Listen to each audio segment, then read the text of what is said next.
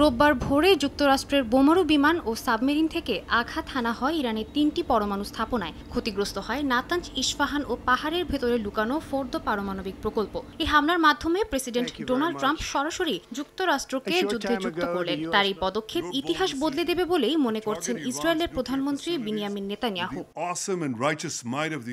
Iran এই হামলার জবাবে সরাসরি হুঁশিয়ারি দিয়েছে। শুধু ইসরায়েল নয়, এবার টার্গেট হবে মার্কিন সামরিক ঘাঁটি ও নাগরিকরাও। মধ্যপ্রাচ্যে যুক্তরাষ্ট্রের রয়েছে প্রায় 40,000 সেনা এবং অন্তত 19টি ঘাঁটি। এর মধ্যে 7টি ঘাঁটি ইরানের ক্ষেপণাস্ত্র হামলার সরাসরি সীমার মধ্যে, যেমন কুয়েতের ক্যাম্প আরিফজান, বাহরাইনের নৌঘাঁটি এবং কাতারের আল উদেইদ ঘাঁটি। এই ঘাঁটিগুলো গুরুত্বপূর্ণ এয়ার কমান্ড, ড্রোন, গোপন নজরদারি এবং যুদ্ধ সরবরাহের কেন্দ্র হিসেবে ব্যবহৃত হয়, যা বর্তমানে শক্তিশালী হামলার হুমকির মধ্যে রয়েছে।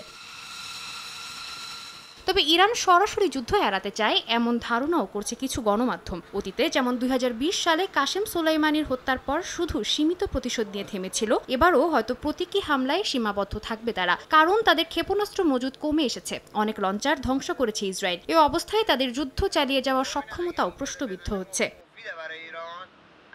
অন্যদিকে মার্কিন হামলায় যদি ইরানের 60% সমৃদ্ধ ইউরেনিয়াম ধ্বংস না হয়ে থাকে, তাহলে তারা আরও দ্রুত 90% সমৃদ্ধ ইউরেনিয়াম তৈরি করে একে অস্ত্র গ্রেডে নিয়ে যেতে পারে। তাতে নতুন করে পারমাণবিক অস্ত্র তৈরির পথে এগোতে পারে ইরান। এমনটি হলে যুদ্ধ আরও গুরুতর মোড় নেবে বলে ধারণা বিশ্লেষকদের।